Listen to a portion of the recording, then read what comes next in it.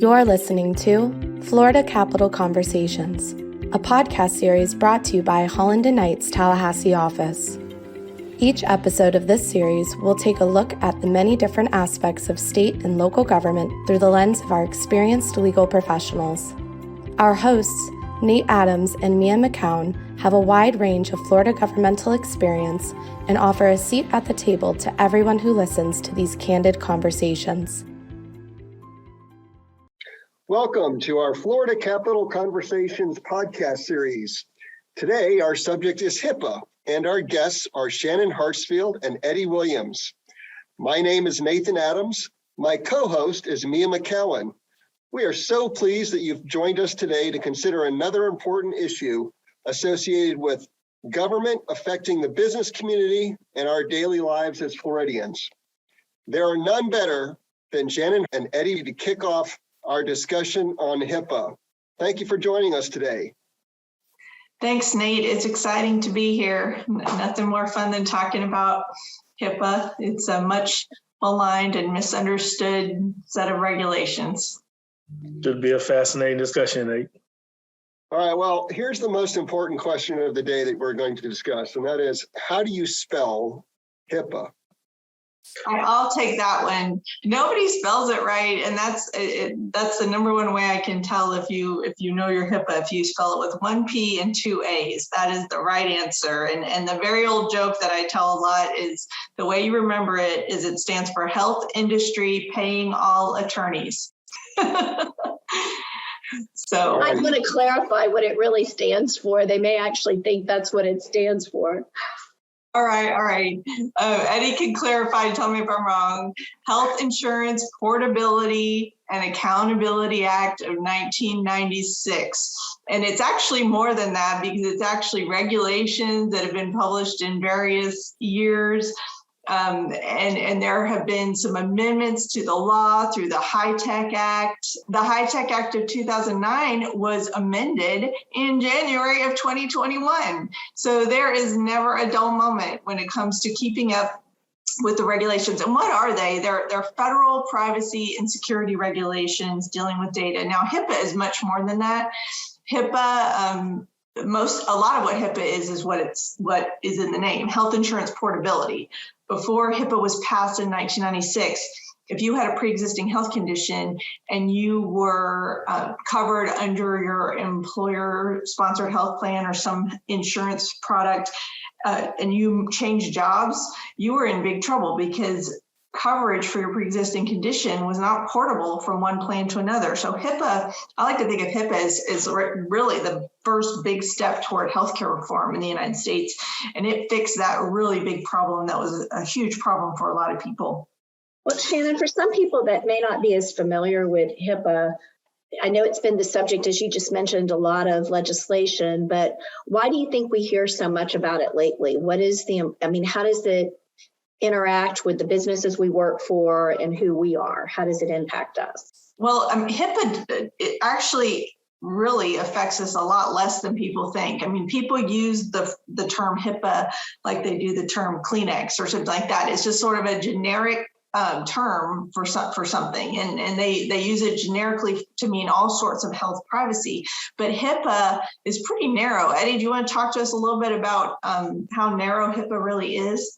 Yeah, that's correct. The term is often thrown around and used by individuals incorrectly. They try to say that, this is subject to HIPAA, when HIPAA that really doesn't apply. HIPAA really applies to covered entities and business associates. And within those categories, a covered entity, you have health plans, certain health plans, and then you have a healthcare clearinghouse, which is basically an entity that receives certain data in a standard format or non-standard format and helps facilitate and process that data either into a standard or non-standard format for, again, those covered transactions that Shannon mentioned about earlier, again, the portability of the information. And then also you have the big part, which we're more familiar with, are health care providers who actually transmit protected health information electronically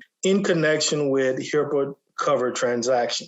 So if you fit into those categories, then you will be considered a covered entity. The other group is a business associate. And a business associate basically could be an individual or an entity that provides services on behalf of a covered entity, and they need access to the data and have access to the protected health information in order to perform those services. For instance, an example, Holland Knight, and we as attorneys, when we have covered entity clients, either a health plan or a healthcare provider that's subject to HIPAA, and we are providing services on their behalf, and we have to have access to the data to provide those legal services, then we are a business associate of that covered entity, and we have to enter into, under HIPAA, what is called a business associate agreement. And so that is the narrow area where, HIPAA applies to those type of entities. So it's not really a broad scope. I mean, you have a lot of entities or individuals in those particular categories, but it doesn't apply to all your health information and all the circumstances relating to your health information. So like when my dad called my primary care doctor and took it upon himself to switch my appointment because he didn't like the doctor that I was seeing, I told him that he created a HIPAA violation. And he told me to take it up with Shannon that he didn't think it applied. Was he right that he's not subject to HIPAA? He personally is not subject to HIPAA. I will reserve judgment on whatever your doctor may or may not have done. I can think of some ways to defend a doctor who's in that unfortunate situation where family members are having personal issues. Because HIPAA does allow you to disclose protected health information to friends and family. State law might be a little more stringent in certain circumstances, but there's other ways to deal with those things as well. So the reason Eddie and I have a job, I guess, is that HIPAA is complicated and it's not always easy to tell when it applies, but it definitely doesn't apply to us as individual humans unless we're doctors or nurses or something like that. When you use the word healthcare provider, Eddie, who are these healthcare providers? Apparently one is a doctor, but who else do you mean by that?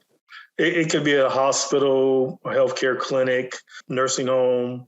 So other providers of healthcare, they're in the day-to-day business of providing healthcare services, and, they're billing and doing those things, and they need the information, and they're transmitting the information, again, electronically in order to carry out their functions of operating as a healthcare provider.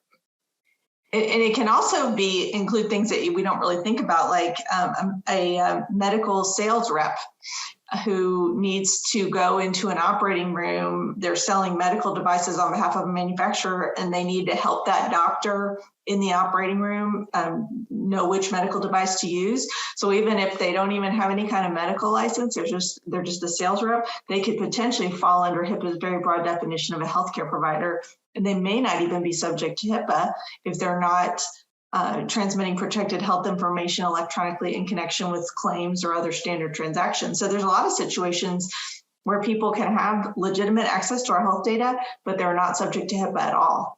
It could be a college or a university or a school. If they have a healthcare clinic on site and they are providing services to the public as well as their students, and again, they're transmitting the information electronically, you can try to carve out and just isolate that healthcare clinic as the only covered entity and not the overall university as a whole. On the HIPAA, they call that a hybrid entity. So basically, you're only identifying that healthcare component as the covered entity, where the university or the remainder of the school would not be subject to HIPAA. Now, there are some limitations you would have to abide by. So the school can't just freely share information and back and forth with that particular clinic.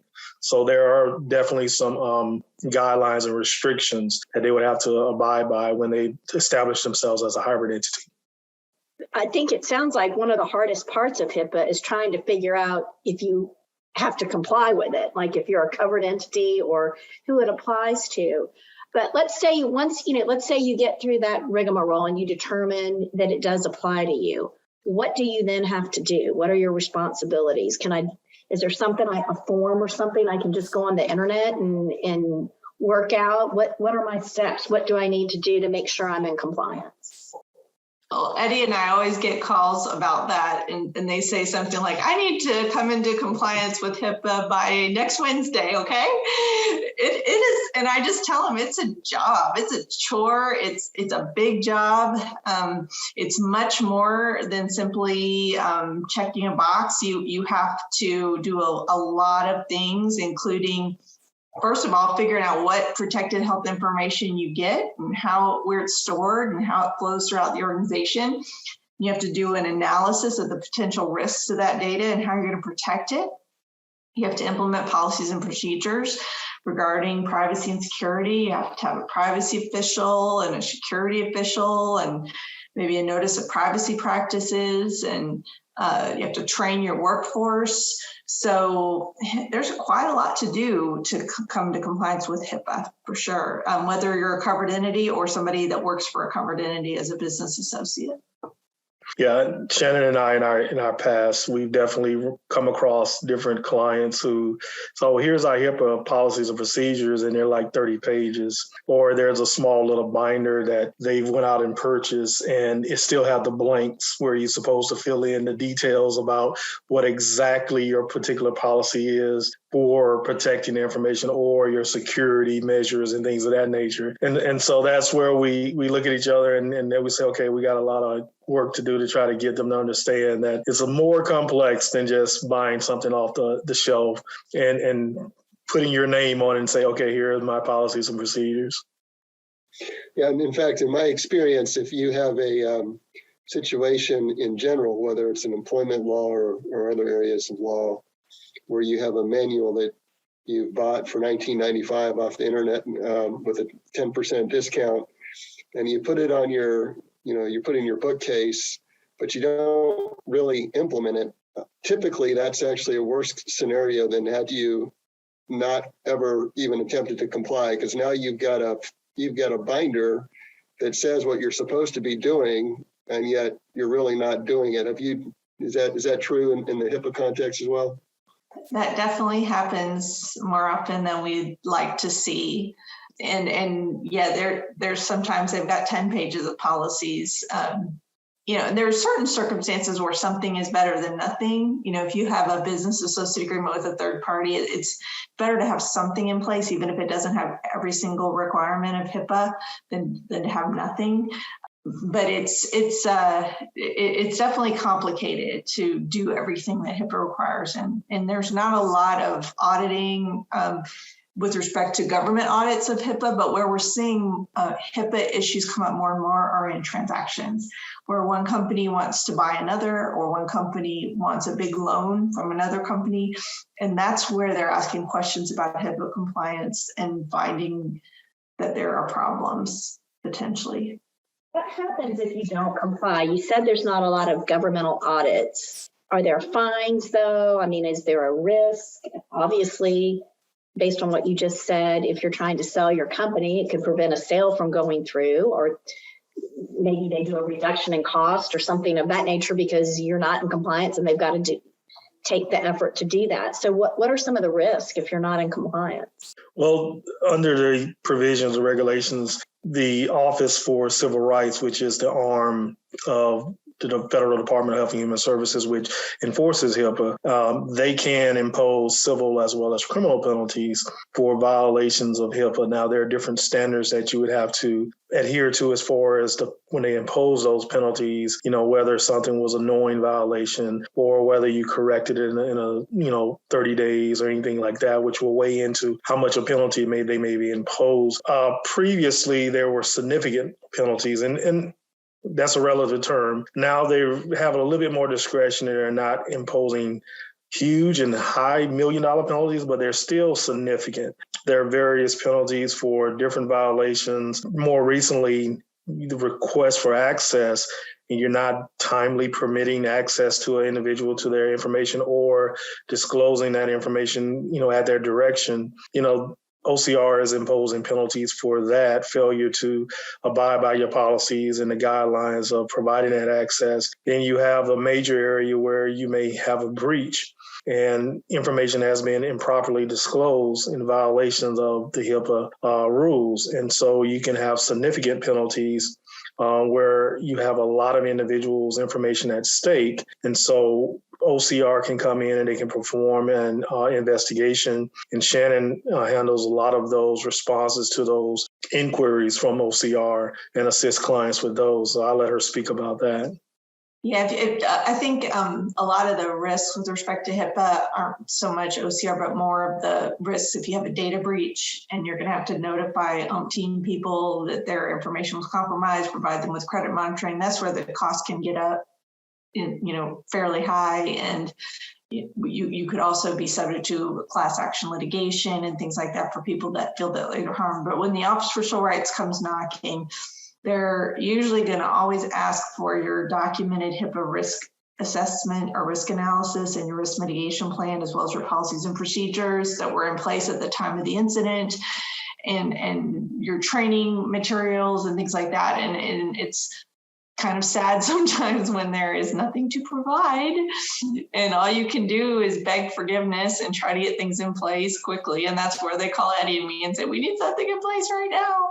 So when you're audited by the Office of Civil Rights, where there's a complaint investigation, it can go on for months and months sometimes. One of the new changes that I mentioned to the HITECH Act that was passed in January is that if you can demonstrate that you've had recognized security practices in place for the past 12 months, it could affect your audit, like it could reduce the scope of the audit or reduce penalties that could be assessed. Something I'm curious about is whether, let's say you're a tech company and you don't have your HIPAA compliance ducks in a row, but you have implemented a very robust security program that's modeled after NIST or HITRUST or something like that. Could you potentially reduce penalties by showing that you have done things with respect to data privacy and security, even if you haven't done all the magical things that HIPAA requires? So I don't know how that would work out, but at a minimum, I think it would probably be helpful if you could show that you've done that. So that's something that the Office for Civil Rights is starting to ask about in its complaint investigations, is whether you have implemented recognized security practices. So I hear that we're in the midst of a pandemic, and maybe in that context, more often than not, we hear HIPAA arise, people saying online that they've been asking about their vaccination status. That's a violation of HIPAA. Or there's any number of sort of themes relating to vaccination where this comes up. Obviously, there's a lot of institutions that are involved in vaccination that maybe previously weren't really involved in healthcare. So just give us your sense on the interaction between HIPAA and what's going on with respect to vaccinations and the questions associated with that. I think I've heard people say that as they're going into their local grocery store, which here in Florida would be Publix, Trader Joe's, whether they're getting on the airport, you hear that, vaccination status and whether they mask or not is a HIPAA violation. Yeah, we get a lot of questions about that. And as Eddie was talking about, HIPAA only applies to covered entities, business associates, and subcontractors. So employers are not subject to HIPAA. They might have a health plan that is, but an employer just employing humans and asking about their vaccination status is not subject to HIPAA. There may be other privacy laws that apply, and Nate would know better than me about the Americans with Disabilities Act and various employment-related privacy laws and requirements, but HIPAA itself does not apply to grocery stores. HIPAA doesn't apply to airlines. HIPAA doesn't apply to schools asking about a student's or teacher's vaccination status. Now, HIPAA would apply, Mia, if your dad called your doctor and asked if you were vaccinated and your doctor told him. HIPAA does apply to the doctor. So if you're asking a lab or a hospital or a doctor whether someone's vaccinated who's not their employee, then that could potentially implicate HIPAA because you're asking them to disclose patient data. But it doesn't stop you from asking as a citizen. And I can ask my dentist if he's been vaccinated, or I can ask my doctor if the nurses have been vaccinated, and none of that implicates HIPAA.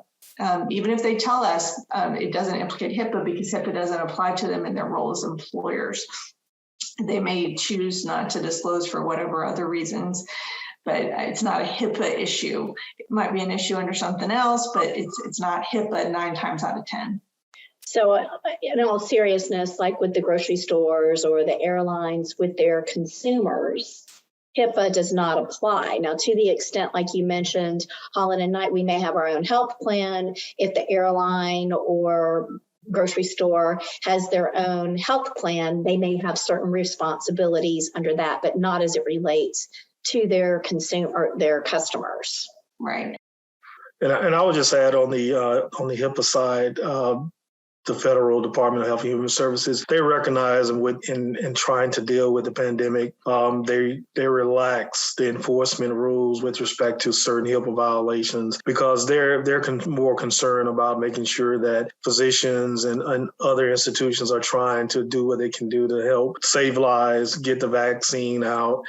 Say, for instance, if you have a community vaccination clinic site set up, they have relaxed the rules as far as, providing notices of privacy practice, anything that you will be required to do generally under HIPAA. They've relaxed the enforcement of the rules. Now, they still encourage you to try to do your best to comply. If you have individuals coming there and they're providing you with their health information, they want you to protect it, but they're going to exercise discretion at those particular sites as far as in trying to impose any penalties against you. Again, once we get to a certain stage, they'll probably pull that back and say, okay, now it's time for you to, come back into compliance fully. And also their discretion, it only relates to the particular operations at the site and anything connected to operating that site. Say, for instance, if you have other people at your medical office doing everything else, seeing patients there, you still have to fully comply with HIPAA and the requirements at that medical office.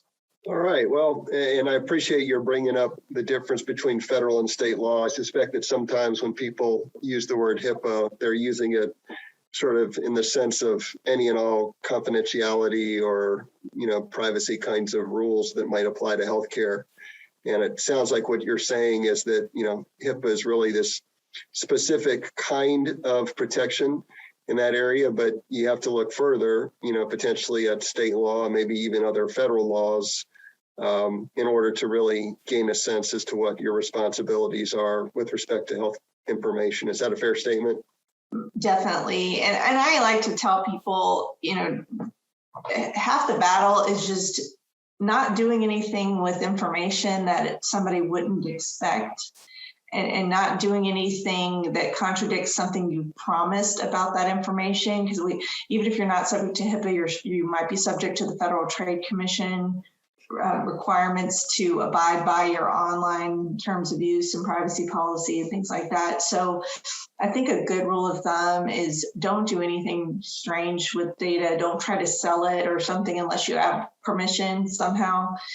And that's going to be very helpful in terms of avoiding problems. And keep it safe, keep it secure. Don't let unauthorized people get to it, because even if you're not subject to HIPAA, that could trigger the Florida Information Protection Act and other laws. And I'll also add, as Shannon mentioned about state law, HIPAA and state law, again, you have to comply with both. And HIPAA only preempts state law if it's more stringent, if it provides greater protection. If state law provides greater protection, then you have to comply with state law. But the goal is that you have to comply with both at the same time. And as Nate, as you may be aware, in litigation where health records are involved and you have subpoenas and things of that nature, HIPAA may allow for disclosure of those records in a tribunal arena, but state law may have certain procedures that you have to follow in order for those records to be disclosed. And so you would have to follow the state law as well when you're operating in that particular arena in courts. All right. Well, I want to thank Shannon and Eddie for this informative and interesting comments on HIPAA. And I want to thank my co-host, Mia. Thank you for your time today. Thanks, Nate. It's always a pleasure. As we sound off, it is HIPAA. Yes. If we didn't teach you anything else, please know that. Please know the correct spelling. Most of all, we want to thank each of you for joining us today, and we hope you'll come back and join us for our next Florida Capital Conversations podcast. Have a great day. Thank you for listening to Florida Capital Conversations. For more information on our Tallahassee office, please visit hklaw.com/Tallahassee.